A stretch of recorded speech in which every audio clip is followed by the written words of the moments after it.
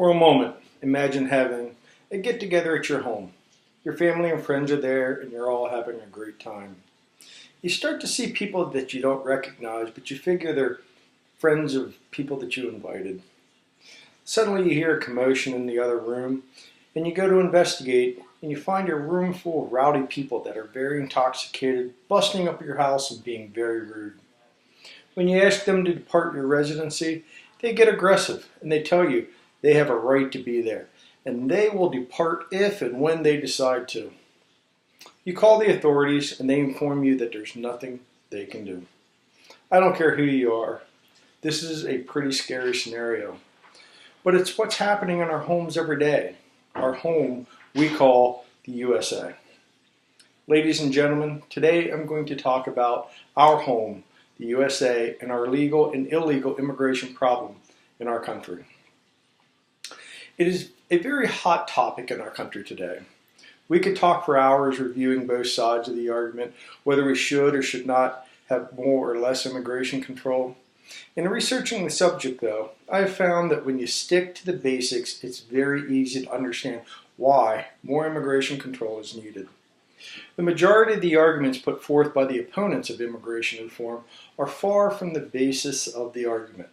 Today, I'm going to take this argument back to the basics, the location that all logical arguments should start. I will start by covering some of the history on the subject of immigration. Second, I will provide some scary statistics behind our current immigration situation. Then I will address one of the opposing arguments. If asked, most people believe that we've always had very open immigration policies in the United States. Most people envision the days of Ellis Island and think that we've had continuous immigration since then. It's these untrue narratives that we are fed every day that leads people to think that it would be inhumane or against a vision of who we are to stop or further curtail or regulate immigration into the United States. I think there are a lot of great lessons in history, and I want to share some of that history with you now. From the 1880s until the 1920s, we had seen a flood of immigrants into the United States that we had to assimilate. We took the time to assimilate those who came to America. They wanted to be Americans. They wanted to assimilate. They did not forget their native cultures. They held on to them and they lived in neighborhoods, but they wanted to be Americans. They knew that being an American meant compared to where they lived or where they were from. They wanted everything about America that they could get, and they wanted to work hard for it. But did you know, according to USHistory.com, immigration was practically suspended in the early 20s? From 1921 until 1965, we had very limited immigration. In 1921, Congress passed a stopgap immigration measure for the sole purpose of slowing the flood of immigrants entering the United States. In 1924, President Coolidge signed a more thorough law that limited immigrants into the United States to no more than 2% of the total of any given nation's residents in the United States. According to the U.S. Department of State, it also completely excluded immigrants from Asia. Then in 1927, the 2% rule was replaced by an overall cap of 150,000 immigrants annually. Ultimately, this law was abolished, but it was not until 1965, with the Hart-Celler Act abolishing the nation's origins quota system that had structured America's immigration policy for over 40 years.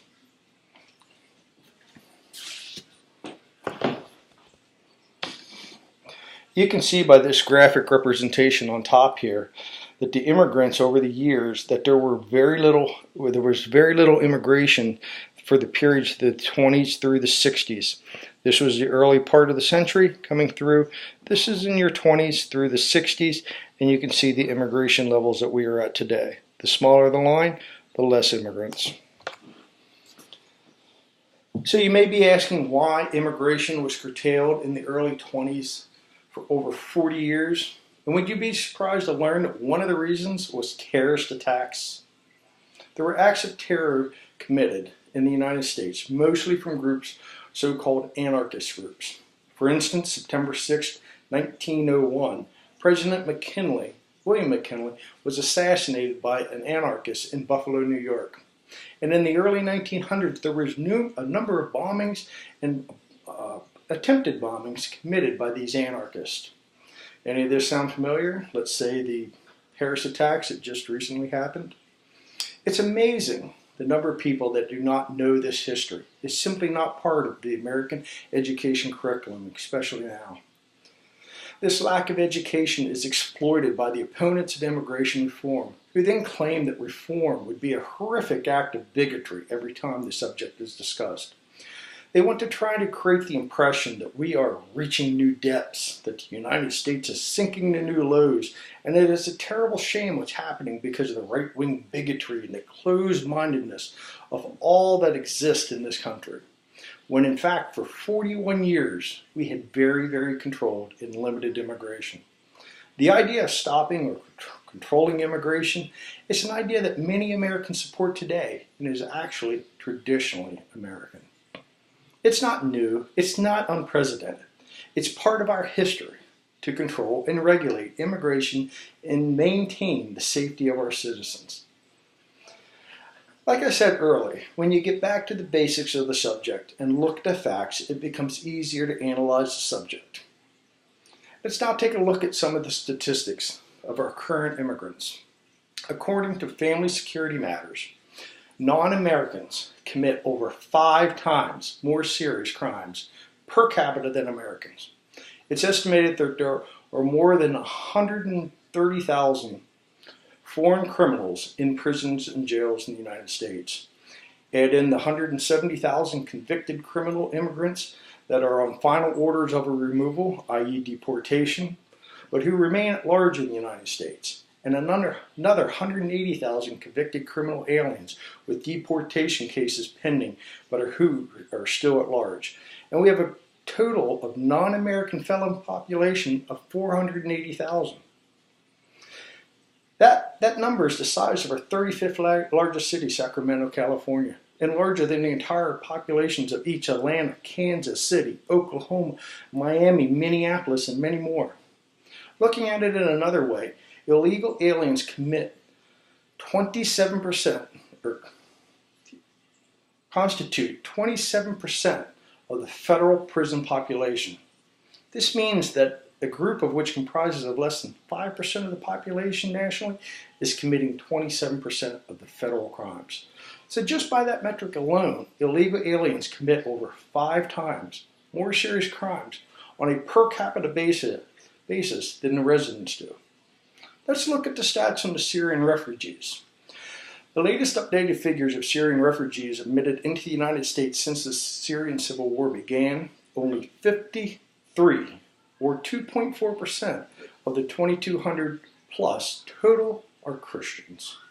That statistic by itself is not alarming, but when you add in the fact that Syrians' population breakdown is 90% Muslim and 10% Christian, according to CIA World Factbook, you have to ask the question, why are these statistics so off-kilter? 10% of Syrians are Christians, but only 2% of the refugees that we're bringing into the country are Christians? Wow, that's a tough one. Let's take a look at one of the arguments of illegal immigration. The 14th Amendment gives people born in the United States the entitlement of being a U.S. citizen. Wow, that is what we hear every time the subject comes up. Again, let's take the argument back to the basics rather than listen to the narrative. Let's do the research, open the facts, and look at the 14th Amendment and the history that went into it. As stated in an article by Conservative Reviews, actually the interpretation of the Citizenship Clause now used to grant automatic citizenship to children of 2 parents who are illegal aliens is unconstitutional. Section 1 of the 14th Amendment states, all persons born or naturalized in the United States and subject to the jurisdiction thereof are citizens of the United States and of the states wherein they reside. Most people agree with the basic concept of the birthright citizenship, as plainly stated in the first part of this clause. But in addition to the requirement that the child be born on U.S. soil, The plain reading of the Citizenship Clause adds another requirement, and subject to the jurisdiction thereof.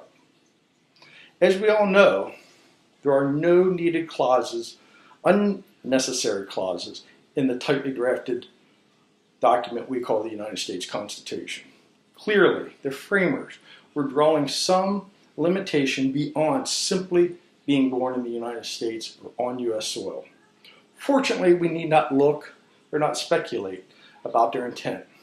The intent of the framers was crystal clear.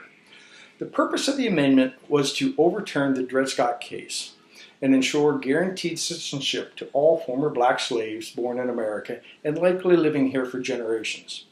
At the same time, they wanted to limit citizenship to those to our jurisdiction, which excludes those who are not legal permanent residents of the country and certainly illegal aliens. If we go back and look at the 1866 Civil Rights Act, which was the forerunner to the 14th Amendment, it reads as follows.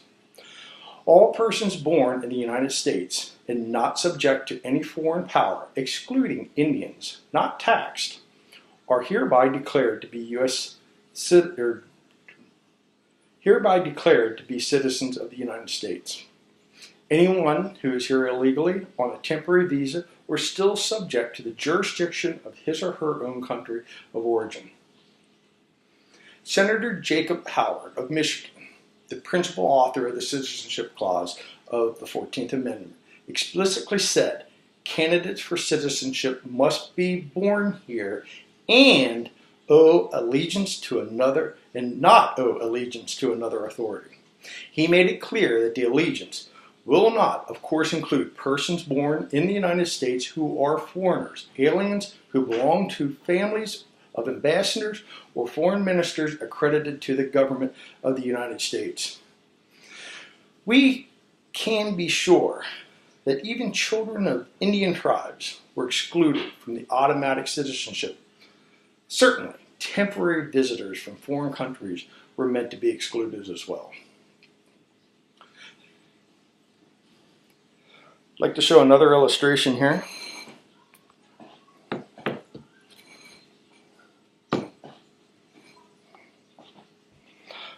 The lower one here. According to the 2013 UN report, 19.2% of the immigrants worldwide reside in the United States. What this illustration is attempting to do is show the size of the country in relationship to the number of immigrants that they take in. As you can see, the United States looks very bloated. That is because of the large number of immigrants that come into the United States. In short, that means that 19.2% of all immigrants live in the United States. There's only 196 countries in the world. That makes the United States 0.05% of all the countries that we have. Another way of looking at it is, on average, the United States takes 400% more immigrants than other countries. There is no shame in believing that the U.S. should take action to limit immigration. The U.S. has and continues to do way more than any other country. In closing, yes, this is a very controversial subject. The opponents of immigration reform want it that way. They know that most people naturally avoid conflict. The more controversial they can make this subject, the less resistance they're going to encounter. Don't wait until the immigration problem comes to your neighborhood and is knocking on your front door. Don't be told what to think. Do your own research. Get involved. Your family's security may just depend upon it. Thank you, and have a good day.